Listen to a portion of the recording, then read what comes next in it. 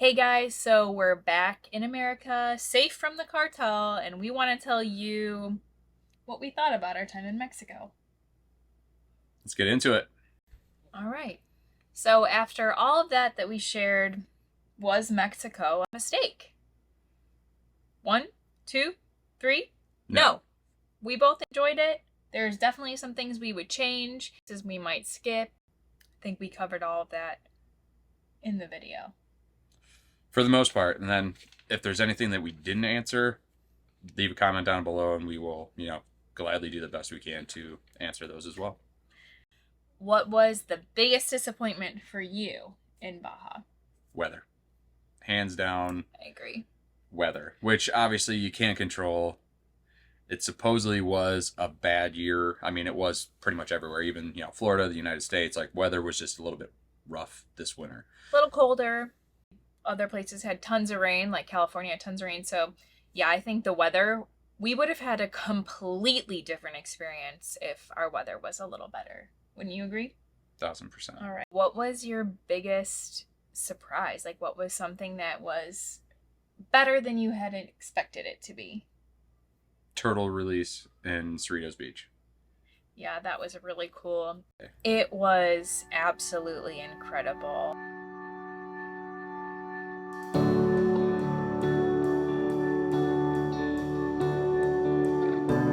Right at State Road 7 North. They wanted to make sure we had our passports out. Oh my goodness. Oh, thank goodness. I was like, what is going on? I thought she was pointing at you to make you turn around.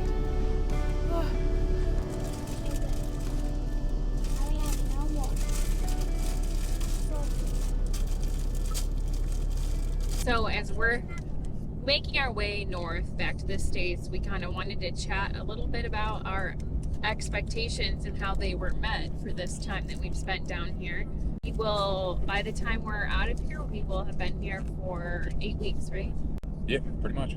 I've got a little list of expectations, and let us know in the comments if any of these surprised you guys. All right, so I'm gonna start with road conditions. What did you think about the road conditions? They've honestly been way better than what I was expecting. I was honestly expecting to come down here and it'd be horrible.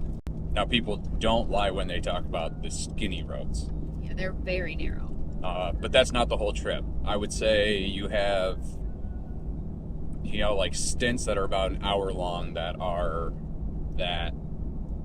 if you're an 8.5 foot wide trailer, I mean, you are literally yellow line to white line, and there is absolutely no berm. Right. So, I mean, that's all you got. So it's a little hectic in those spots, but as long as you keep your travel days a little bit shorter on those, you'll be okay. That kind of leads me into the next one. So travel day lengths. It takes a little bit longer than Google will say to get places. I mean, we always add extra time to Google time, right? But probably more so than normal. Yeah, so it's like up in the States, like we always call it Google time, so if it's a 3-hour Google day, usually between stopping for, lunch or, food and then maybe one break or two, it's usually 4 to 4.5 hours. Down here, if it says it's a 3-hour Google, it's almost 5. Safety. So how would you consider the safety overall? For driving? Overall, your experience, like safety wise?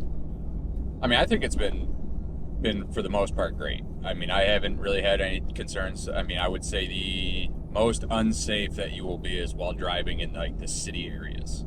Mm-hmm. Like the long stretches of road between no towns. nighttime driving either. Yeah, don't drive at night. Oh, and we forgot to mention about all the livestock. So you'll often encounter, even on like curvy mountain passes, sometimes there will be goats. Like if somebody's flashing their lights at you, they're flashing them at you for a reason, right? Yeah. Like, and usually it's livestock. Usually there's something up ahead that you need to have your wits about you and be looking for something, because it'll be livestock, or usually it's livestock. Yeah, if people are flashing you down here, it's something, because again, the locals down here drive fast. I mean, the roads are similar, I would consider to like a county road up in the States. You know, like that 55-mile-an-hour county road. Mhm. I would say that's pretty much what the roads down here are like, just with no berm. And it's like, and the downside is a lot of them, the road stops at the white line, and then it's like a 6 or 7 foot drop. So it's not, I mean, so if you catch the berm, it's, you're Game done. over. Yeah, you're done. So it's you cannot lose focus. And then you will get passed by semi trucks on those roads. So it's, the semi guys down here are just, I mean, they're good, but they're in a hurry. They don't mess around. You will Right. get passed in mountain curves to where you would never even have imagined a truck passing. Right. But Don't let that bruise your ego and make you think, oh, I need to go faster. Just like maintain your speed and just keep it safe. yeah, we actually yesterday we got passed by a van while we were going down the road, and it was maybe 5 minutes after they passed us. We came up. They actually went off the road and crashed the van off to the side of the road. So being in a hurry never gets you anywhere. Slow and steady wins the race for sure, and that definitely applies to traveling down here. The weather has been far worse than we expected. We expected to be like lounging on the beach, you know, warm, and typically that is the case, but evidently we picked a year of unseasonably cold weather, and also like the wind has been just brutal, like absolutely brutal, to the point where there were times when we couldn't even be outside our RV and we had to rent Airbnbs because we couldn't be outside. No, it was horrible. It's been 50s and low 60s majority of the time on the way down, and the winds were like sustained winds of 25 to 30 and gusts up into the, we're actually where we're going today. We had gusts into the 50s there. Yeah. And so you couldn't even be outside because you were literally getting sandblasted. Not what we expected. That was worse than expected. But there are things that are better than expected. Like, I feel like the culture and the language barrier, which has definitely at times been an annoyance, not just because you feel uncomfortable when you don't know the language, not because like people are annoying about it. I feel like, if anything, most of the people that we've met, they're like, oh, so sorry, my English is bad, or but here we are speaking very little Spanish, using Google Translate. And I feel like the culture's been most people have been extremely patient and welcoming to that. How do you feel about that? Yeah. I mean, yeah, there's only been a handful of occasions, and that was before I remembered to download the Spanish in Google Translate, because there are obviously a lot of areas down here that you don't have service. So, pro tip, download everything. Download your Google Maps, download your Google Translate. Expectation of cost. So, were things the way, did things cost what you thought they would? No, way more expensive than what you figure, because you hear a lot of people talk about Mexico and Baja, and oh, things are so cheap, and you find this food for cheap. And we, in 2 months, found one place that was super cheap and good, but most things were maybe a little bit cheaper than up in the States, but I didn't see a huge cost difference. Things that I would say, groceries were less expensive than in the States. Milk is less expensive, eggs are less expensive. When you're buying seafood or something like that from, the fishermen. You're gonna try some clam ceviche? Served out of the trunk of a car. This is Baja, baby.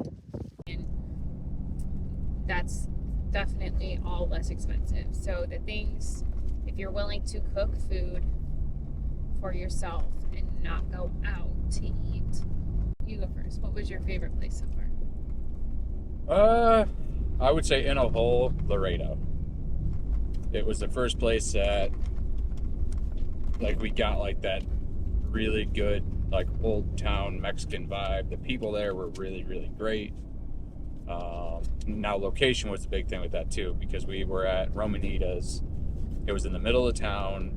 We didn't have to drive anywhere, so the truck just sat there and we were able to walk everywhere. So that really made that experience a lot better. I think mostly because you didn't have to fight around and try to find a place to park the truck. My favorite place was Cerritos Beach. I really liked, well, we did my favorite thing, which was releasing the turtles. I liked how we had good proximity to the beach, and it was a fun beach. The water was warm enough to be in, and we watched the whales, we watched the surfers, like we did some fun boogie boarding. The turtle release was really, really cool. Yeah, that was something. That was really enjoyable. I'll never forget that. That's the other great thing about Mexico, and I think that's like that type of experience in America would have been completely different. Like you show up and they're like, well, you guys paid to do this and we're going to literally let you do it. Right. It's wild. You know, they had us clean our hands and do all of that, and then just literally told us what to do. Like, Yeah, they stepped back. I dug the baby turtles out of the ground. It felt like I was, we were really part of their process. Yeah, I don't think you get that in America. I mean, it was one of the most expensive things we did because it was $65 a person, but we did get a hands-on experience that, like, you don't get that otherwise. You just get to watch the release, which is fun in itself. Yeah. But we got to participate in, like, getting the turtles out and helping collect data and do all of those things and release that. We actually got to be the ones to release the turtles. So we gave our kids the opportunity to really get their hands dirty, and we did too, and it was a lot of fun. Watching them so they actually move. Oh, no, it's good. Hey, it's your day, buddy. Here you go. I think so. He's waiting for the giant. Mike sees. Look. Okay, this one's probably gonna take them. Well, most of them. Go. Yep. Oh, so close. Hola. ¿Qué tal? Buenas tardes. ¿Habla español? No, No, it's me, no. No speak Spanish. Where are you from? Ohio? Ohio, United States. United States? Where are you going? We are going to Playa El Requesón. Requesón. Open the window, please. Can you- Family. Okay. Gracias. Gracias. At fuel stations, none of them are self-service. They're all attendant pumps, so you have to have an attendant pump your gas. Yeah, you pull up and they have to do everything, which I'm very excited to be back in the States and not have that, because I would say half of the time they end up getting diesel all down the side of my truck, which really bothers me. So I just prefer to do it myself. Most of them are pretty quick. Some stations are painfully slow. Where was your least favorite stop? 1000% La Paz. But I don't feel like arresting anybody today, so I just simply take my bribe and I'll be on my way. I would have to say the same. Well, there was also multiple reasons. So it's not, I mean, obviously I got haggled by the police, which, that obviously puts a huge burden on that location. But honestly, it was a larger city, and I don't like cities in the United States. Right. I'm not a city person, so I don't like that. We went there thinking that the Walmart and the Sam's Club were going to be great to restock, and they were a little bit better, but honestly, they weren't that great either. So would you do it again? a lot differently. Yeah? What would you do differently next time? I'm not honestly 100% sure as far as what I would change. There's obviously things that I definitely wouldn't want a big of an RV as what we have, which is small to a lot of people. But the smaller you are for Baja, I feel like it also opens up so many more doors to, camping spots and the flexibility aspect. Because there were some times to where, and again, it's probably myself, that I didn't want to leave the Airstream on a beach by itself if we took the truck somewhere. So there was definitely times to where I I didn't want to go anywhere because I didn't feel comfortable leaving the interstate. Lots of people left their trailers in a lot of places. I mean, I'm sure it was probably fine, and we wouldn't have had any issues. But I wouldn't be able to go out and have a fun day, thinking if somebody was breaking into it or stealing the whole thing. Yeah. So I would definitely want a drivable for either a truck camper and some sort of all-in-one. Yeah, 4-wheel drive. But that would be my biggest change, because that would have changed a lot of my issues that I would have had would change because of that, because it was parking, maneuvering through cities, and we didn't really have any serious problems with the size other than I just want a single unit versus having a trailer. Yeah, truck camper, vans, that's definitely your best thing to use for Baja. But there's still more than enough people that came down here with 40+ foot fifth wheels, so you can do it either end of the spectrum. It's just kind of depending on what and where you want to go and how long you want to sit. So if you guys watched our whole series on Baja, let us know what your favorite thing is that we did. What are we doing next week? Next week? Next week we're back in the United States, and I think we're hiking the Grand Canyon. I think that's probably what it's going to be. Yeah. So next week you get to watch us hike accidentally into the Grand Canyon, and that's a fun story too. Which we'll tell that in that video when we get there. Yeah.